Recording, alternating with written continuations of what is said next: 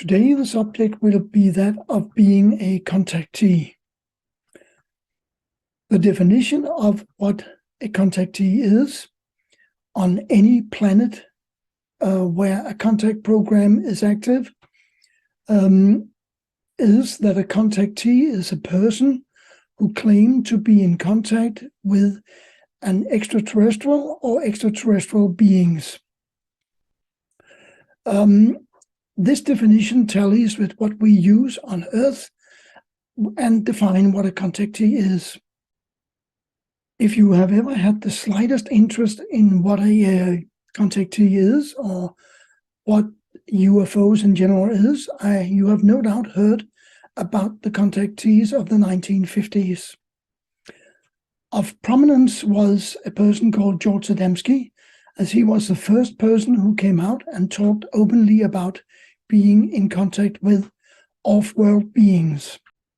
Others came after him, such as George Van Tassel, Buck Nelson, Howard Minter, Elizabeth Clara, Daniel Fry, Truman Bethroom, and many, many others. I will not express my opinion about the validity of these contactees and what they told.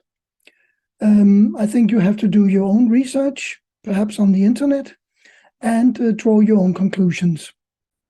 What was particularly interesting in the 1950s were that the contactees were given evidence of their contacts in the form of photos and films.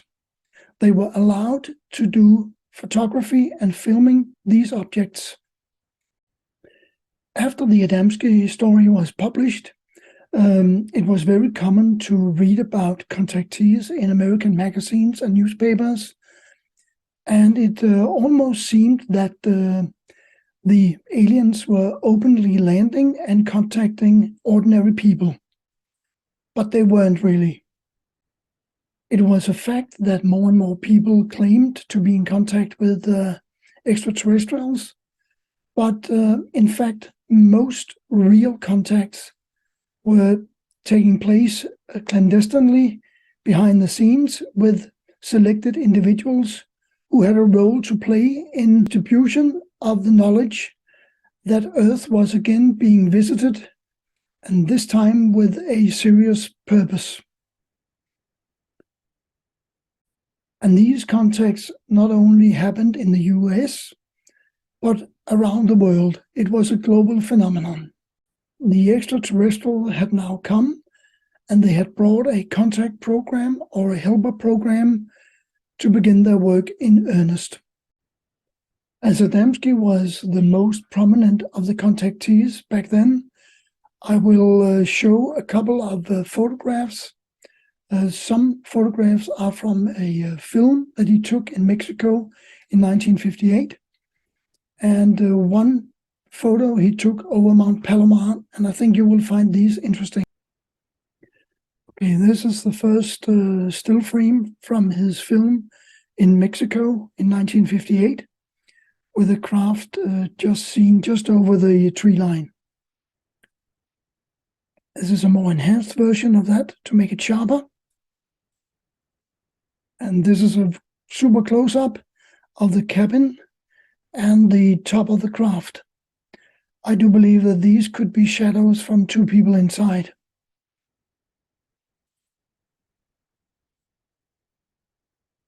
This is 5 seconds further ahead in the film, where the object is becoming a little bit more solid looking.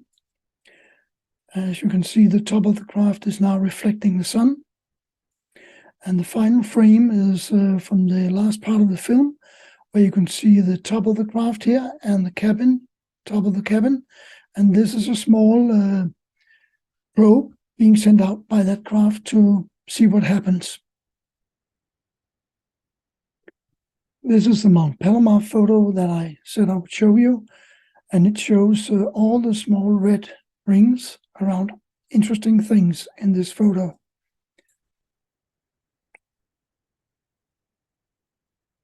So what this is the so-called mothership or the cruiser, And all these red dots here, or rings, are objects of interest. This is without the dots. You can see the 2 here, 5 here, 5 there, and 1 larger craft here. You can zoom in on them and you can have a look at these things.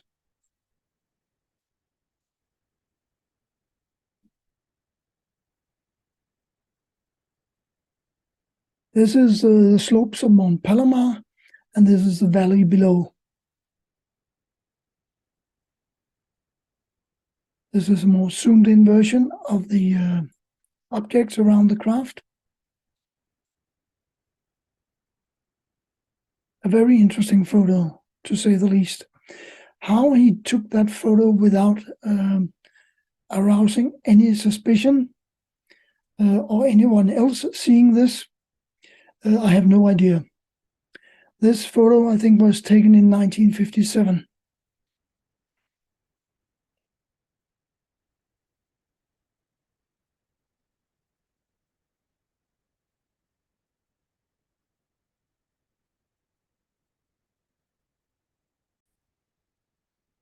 So the contactees of the very old, in 1950s, were shown quite a few things openly, which does not happen nowadays.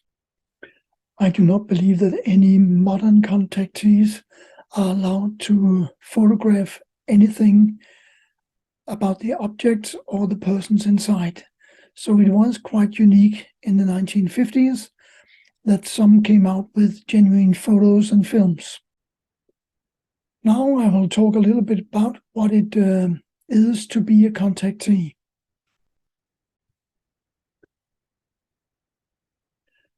When that first meeting finally occurs between you and the extraterrestrial who have contacted you, you must understand that what has gone before that meeting is that they have thoroughly, physically and psychologically vetted you to the best of their ability for a period of time before making that contact. So even though you may be very surprised that you have been contacted, you must rely on them having checked you out really thoroughly. That first meeting will contain the purpose for the contact, some of the goals of the contact, and perhaps also an end goal. Not always, but to some contactees, they will be told the end purpose for that contact.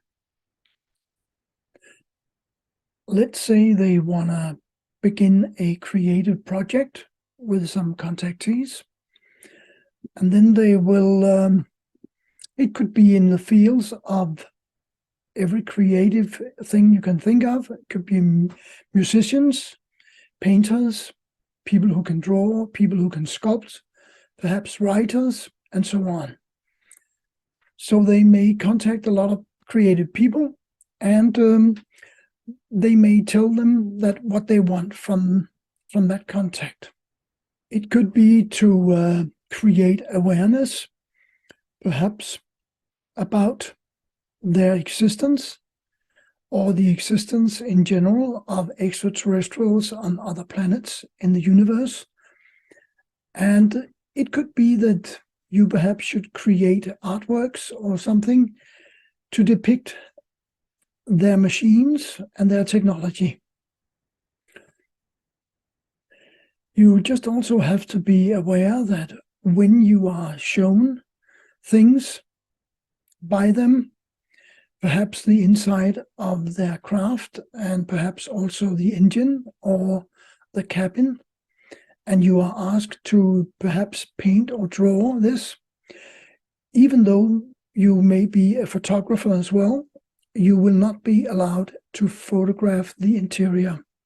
That is not what the creative process is about.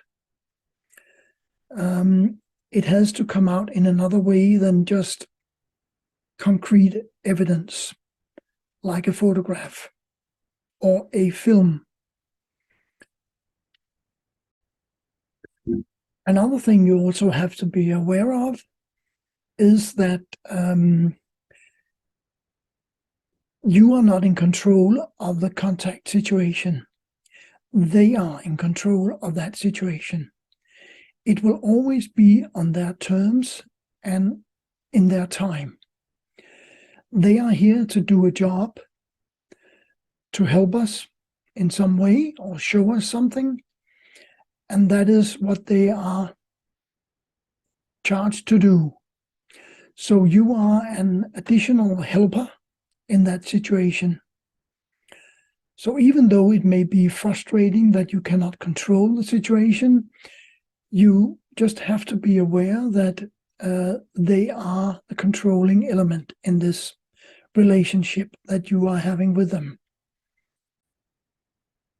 If you are not able to deal with that situation, which would have been explained to you in the beginning, then I would suggest that you terminate your relations with them and stop being a contactee. Otherwise, it will frustrate you unnecessarily, and you may even become hostile towards them. And that would be a pity. Another thing that is important is that if you are shown something which you have been asked to depict, maybe to publish or to use in a book, you will have to sort out the information so you cannot reveal too much. That is what a photograph would do. If you took a photograph of an engine, let's say, that would show all the details of that engine. If you instead draw or paint that engine, you would think of ways to perhaps leave something of the details out. You will definitely be better at this self-censorship, let's call it, the longer you are a contactee. In the beginning, it is very difficult to leave things out because you want to be as accurate as you possibly can be. The longer you are a contactee, the better you will be at depicting things while leaving some important details out of your depictions. But it will still be able to tell a technology-minded person or an engineer that what they are looking at is something special. As frustrating as it can be to be a contactee in some situations, it is also very satisfying to be in contact because you are realizing things about another civilization, another way of doing things, and at the same time you actually also realize a lot about yourself and what we are doing here on Earth by seeing another civilization and how they do their work. As they are also having contacts with other people than creative people, you must understand that you are not told everything that is needed for you to be a contactee. There will be selective information that will be given to you, but that is the way the contact situation is. Also be aware that even though you are burning with questions about perhaps what life is all about, or if there is life after death, if your soul continues to live on, so many of the big questions, you just have to understand that they may not want to or be able to tell you these answers. Much of what they will do is not to give you everything you want in the way of answers, but instead give you suggestions to maybe come up with the solutions to some of your questions yourselves. You have to not being used to get everything served on a platter. Everyone wants to do as little as possible in their Earth life and get all the benefits free of charge, so to speak. But that is not what life is about, I think. If you make no effort yourself to reach perhaps an answer to a question, what is the purpose for you to get an answer served on a platter? What have you achieved by getting the answers served to you on a platter? Nothing really, have you? It is much more satisfying to find the solution to a problem or to a question by doing your homework, so to speak.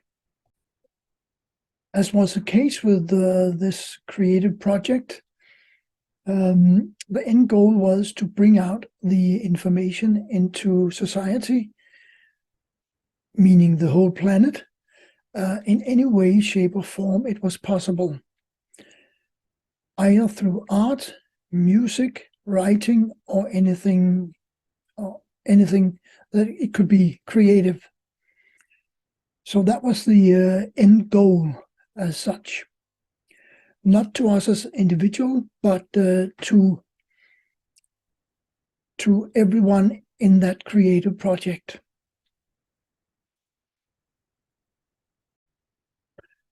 To sum up what being a contactee is that it is a physical meeting between you and an extraterrestrial, not an experiencer type situation where you channel or you use telepathy to communicate while not meeting physically with this extraterrestrial.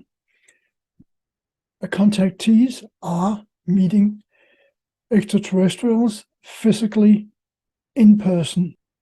Being a contactee can be a very lonely thing.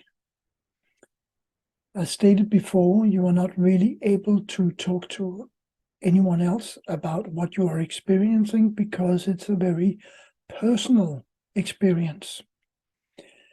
You seldom have any possibility to acquire any evidence of your contact, because I would say 3 or 4 out of every 10,000 contactees may be able to acquire some hard evidence like photographs or films, but most contactees will not have that possibility. That is also one of the things you have to realize when you accept, or they accept you to be a contactee, that it is difficult to explain, to prove. It's a subjective thing, which is very, very difficult to convince others about. You can try, but it's, I would say, good luck if you want to try to convince others. You could, of course, write about your experiences and hope for the best. So that's one way to do it.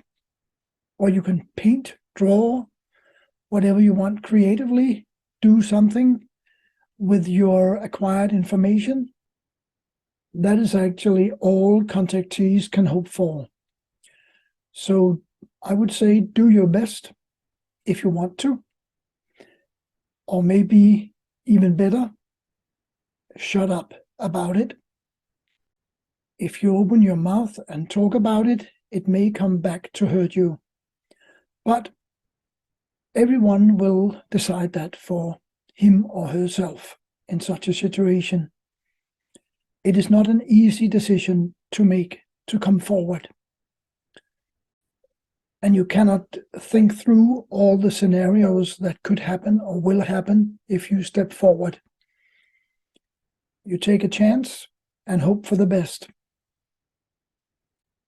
I'm sure that all contactees have thought about these things.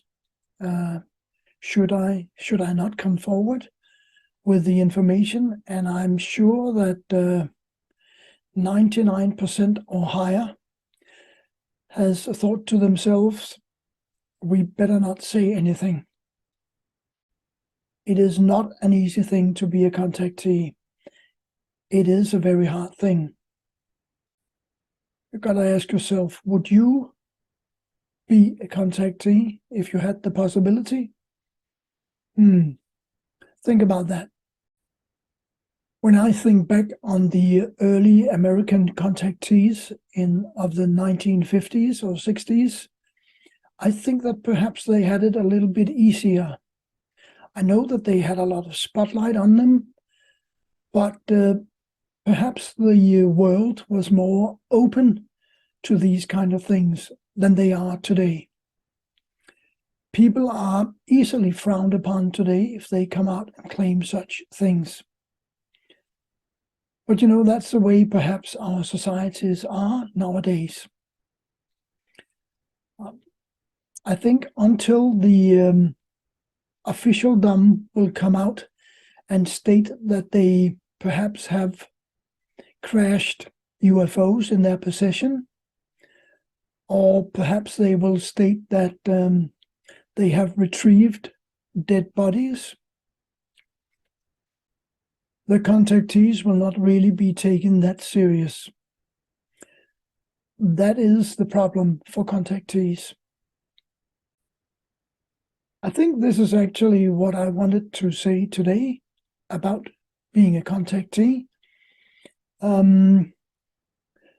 So the next program will be about disclosure of UFO information, if disclosure is possible at all, or if it's just a dream.